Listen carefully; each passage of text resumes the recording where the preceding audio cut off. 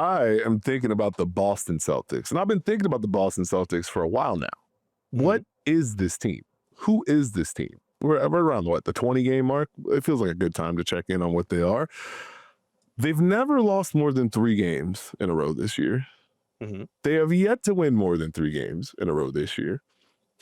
And so I have a deep respect for Coach Joe Mazzulla, and I think if you listen to him pregame, postgame, after practice, media availability, you get an idea of what he wants this team to be, the process he wants them to undertake, and you see the buy-in from the players.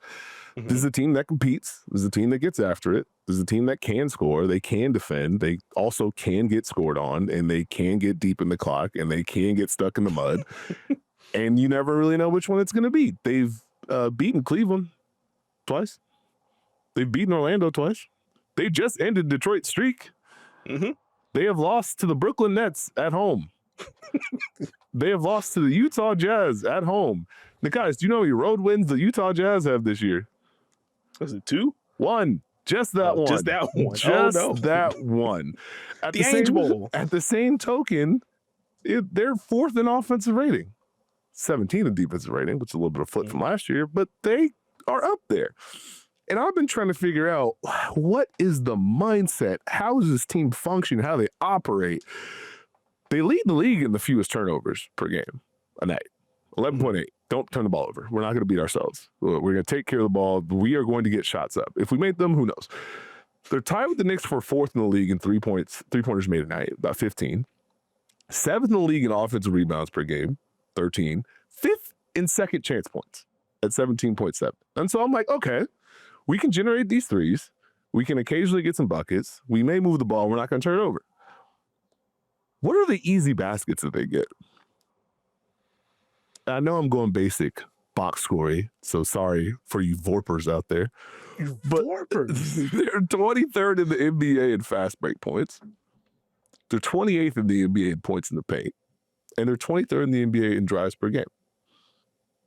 Interesting. Are we getting paint touches? How are we generating these looks that we're getting? Are we opening things up? Do we get anything easy? I'm not sure. But on the flip side, because they don't turn the ball over, guess who's not scoring off turnovers? Their opponents. First in the league. Hey, you want an easy basket? We're 6th in opponent fast break points, and we're 2nd in opponent points in the paint. Are you a good basketball player? Are you considered superstar level? Would you like to drive in the paint? Guess what you're about to see? A Boston Celtic jersey in front of you helping with another one behind it. And you're going to have to kick, and we're just to figure it out after that. They are showing bodies. If you are of a certain level, they're going to be active. At the end of the day, you get what you get with the Celtics, and they are who they are. So I fell down a quick rabbit hole this morning, guys. Oh, okay. Celtics averaged 91.8 field goal attempts a night. The combination of Jaylen Brown, Derrick White, Peyton Pritchard, and Anthony Simons account for 66.9% of those field goal attempts.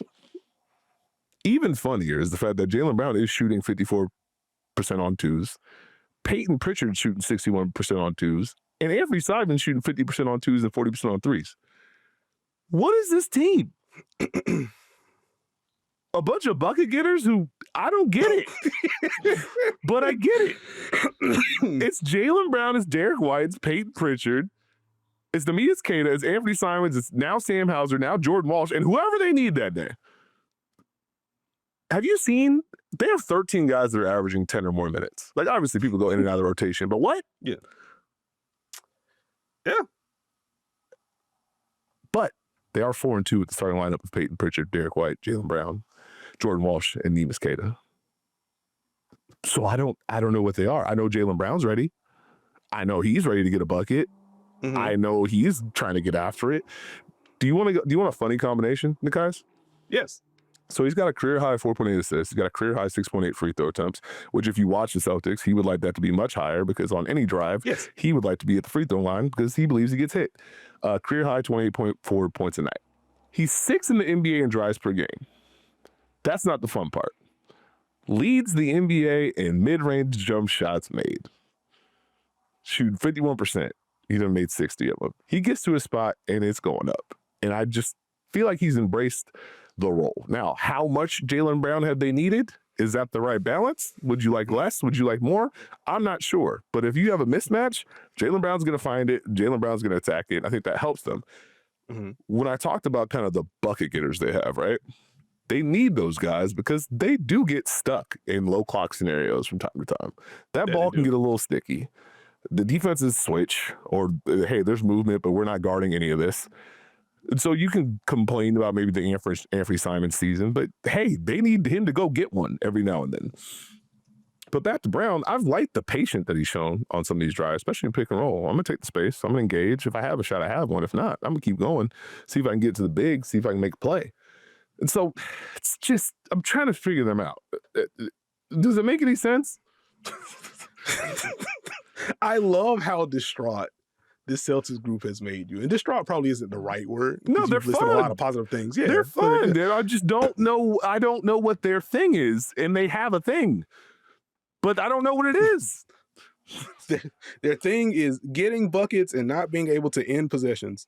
Because it's the general bit. No, in all seriousness, one, before I actually dig into my Celtics thoughts, the joy that I felt listening to you talk about the Boston Celtics and the amount of shots that they get at the rim, after copious amounts of jokes throughout this podcast, when I would bring up the Boston Celtics rim pressure and rim rate and the Phoenix Suns rim pressure and rim rate, it's warmed the heart to hear Steve look at a Boston team like, hey man, y'all go get shot, y'all go get downhill, y'all can get to the rim for real.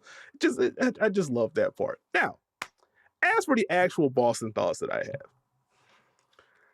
the offense has been uneven, and I think you feel, because teams will show help towards Jaylen Brown and they'll sprinkle in some at the level and stuff, but like you don't get a consistent dose of 2 on the ball from really anyone on the roster.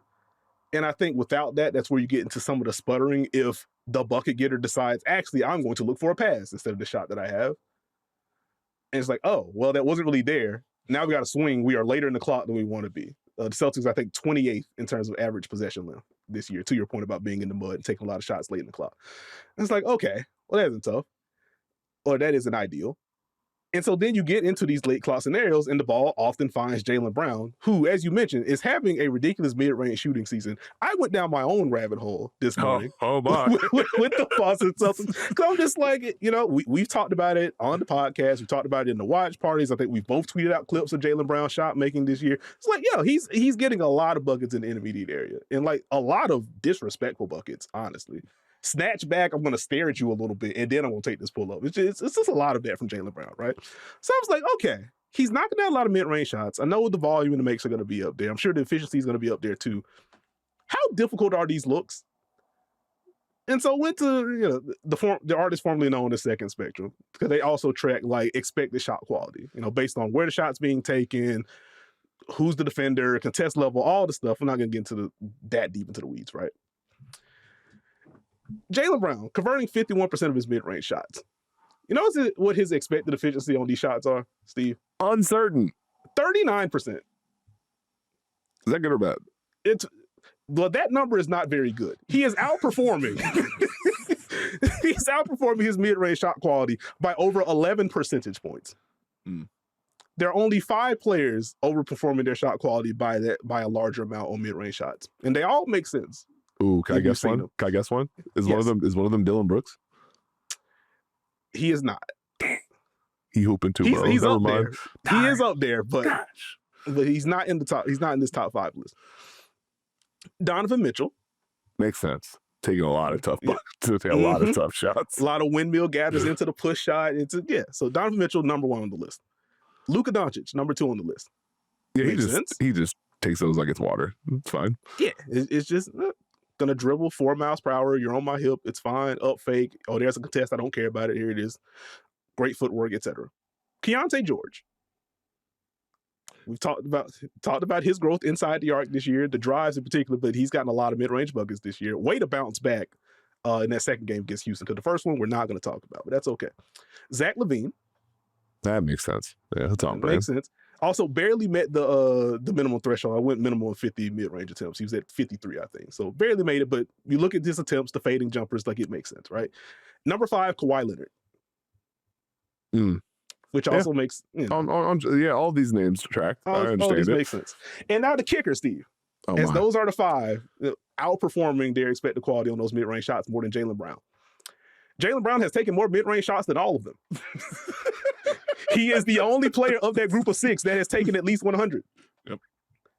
So you get that plus the volume, which into the broader point of this, Boston Celtics, as they are known as the we take all the threes all the time, don't care how you feel about it, national media hysteria about their shot profile, etc. The Boston Celtics, 8th in mid-range rate this year in the half court. Nearly 38% of their shots come from mid-range. And I think you can deal with that if Jaylen Brown is the one taking the highest volume of those shots and making them to this degree.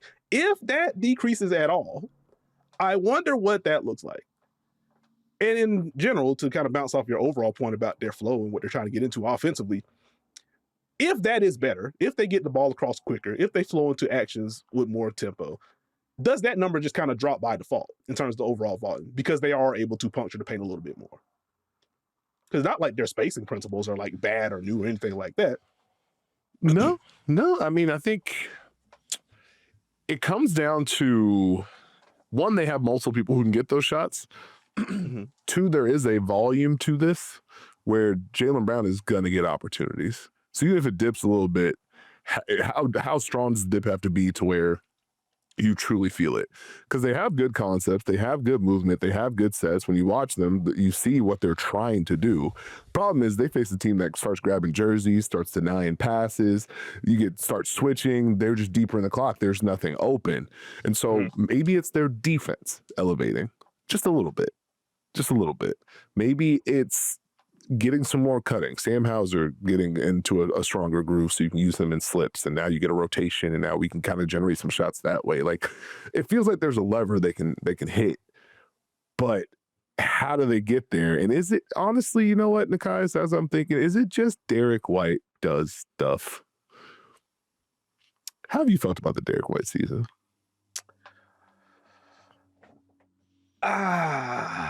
Oh my. That's a start. Don't do me like this. I think Derrick White has mostly been fine. And I think he is going to be a big part of the Celtics figuring out the defense in particular. Like, we know what he can do on the ball. I think some of the weak side stuff for him hasn't been as consistent as you would like, but on the high end, it is still incredibly good. Right? So I think with more help, as you mentioned Jordan Walsh, you get more Hugo, just anyone that can take on tougher on-ball assignments. Does that unlock Derrick White to do more off-ball things? I think there are avenues in which you can provide more impact there. Offensively, it's very much been, I have more responsibility, I have more room to explore because of no Jason Tatum.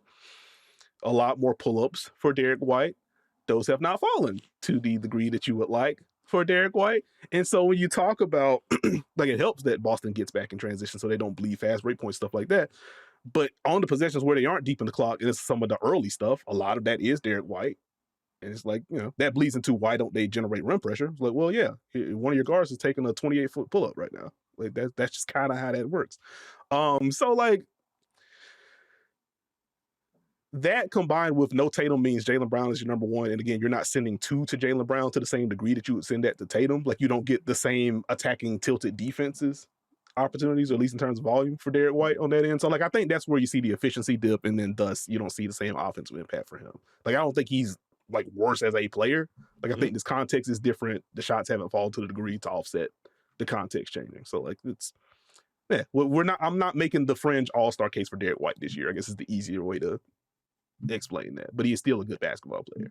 Understood. And the Celtics were 4-0 in November when Derrick White scored 20 or more. So there's that. There you go. Might need him to do it a few more times going forward. I'm intrigued. Like, this is a year of exploration for the Celtics. And again, a lot of opportunity for guys to contribute, and they know what they're supposed to do when they get in the game. And so we've had moments where Hugo Gonzalez's effort looks incredible. You got Jordan Walsh. His development has been fun for me, Nekias. It has. I like, especially when you see a young player and you see a coaching staff kind of challenge them and say, hey, what can you bring to the table every night? Mm-hmm. What is your process? Can we trust that pressure defensively? Can we trust you to defend multiple matchups? Can you make some timely shots? What are the drives like? And then you see a player respond and earn some more trust, earn some more time. That's always the fun. So I've enjoyed that. But yeah, the defense, I'm very intrigued because they have really worked to show bodies and protect the paint against very specific players of a certain talent level. The tricky part is, so like in their wins, opponents are shooting 33% from three. In their losses, they're shooting 40% from three. So while you are protecting the paint, you are also opening up looks at times. You're opening yourself up to counters, and it gives them a level of consistency on the defensive end, which is important, but it also gives an offense an out at times, which can ding you. So that's the back and forth of it all. And the Eastern Conference, they might define, I won't almost say they define, but the Eastern Conference, when you look at that, it's less about how many teams are playing well or above 500. It's more, I truly believe all these teams think they can beat each other. Mm-hmm. I don't think any of these teams are afraid of anybody on the Eastern Conference slate. And that's where it gets interesting, because eventually there's going to be some sort of separation. Where can Boston put themselves before that happens? I think that's fair. I think I made the joke at the top of this segment, but to the defense point, and even the threes that are giving up some of these losses, I think a lot of those are coming after offensive rebounds that they are giving up. Like, it is one thing to show a crowd. It's another thing to then, as shot goes up, find body, box out, actually clean the glass, but actually end the possession. And the Celtics just have not been good enough at that. They are dead last in the NBA in defensive rebound rate for clean the glass, Steve.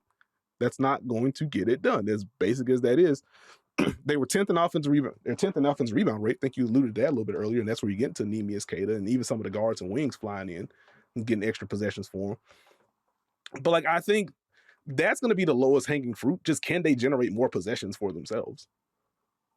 Because I think they're still, even with the increased mid-range rate, like they're 4th in three-point rate in the half court, and so they're still going to get a bunch of threes up. They're going to wall off the paint. You're going to wall off those easier looks and those more fruitful looks, which should, in theory, lead to fewer free throws and things like that. So, like, they still have a way to kind of math this thing, in addition to the talent that they already have. They've got to give themselves more cracks at the apple, more bites at the apple, more cracks at it, whichever one you want to use. But, like, yeah, I think that's going to be your avenue. You made apple pie for Thanksgiving? What's going on? I sure didn't. Shout out sweet potato pie, though. The last thing I had on the Celtics offense, because we talked about Jaylen Brown, the shot making, right? The overall thing. So cleaning the glass, they tracks like location, effective field goal percentage. So if a team shot league average from these spots on the floor, based on how often you take those shots on the floor. The Boston Celtics, dead last in the NBA in location effective field goal percentage. They're 14th in actual effective field goal percentage, which once again points to this has kind of been a ridiculous shot making season for them so far this year. And so again, you would like to see them grab some low hanging fruit. But yeah, I think to answer your base question at the very beginning, like, I do think this is just a competitive basketball team, which is kind of what I think we both expected this year. I think we both exhibited some excitement about what the Celtics team could be. Like, neither one of us had them as like they're going to come out of the East, but it's like, no, I don't think they're just going to be 20-62 this year because Tatum is out. Like, they have good players. They have a very good coach. They have a system that puts them in games on both ends of the floor. And even to the defense, like, they've ramped up the pressure. I wonder, to that end, do they dial back some of the early pressure like we've seen a few teams do this year? And like, does that kind of help aid their defense in getting bodies on bodies and cleaning or ending possessions more consistently there? Like, maybe that's an avenue to do that. But yeah, I think they're a competitive group that on any given night can give you the blues. Because they have the three-point shooting. They have just the interior shot making. Jaylen Brown could just hit star shots for you. And then they got enough pesky dudes defensively to bother you. So there you go. Last two things I'd add. You mentioned the bodies that Boston's showing defensively. They're 6th in terms of how often they have a help defender present on drives. And Nekias, Keita, hello, improved defense. I've already sung the praises of your screening for multiple years in a row at this point. But legit lob threat, very good offensive rebounder. The defense has gotten better.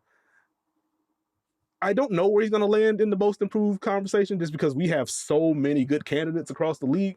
But like, his name at least needs to be said. He's had a very good year for Boston. And so I just wanted to make sure I highlighted him before we got off of Boston.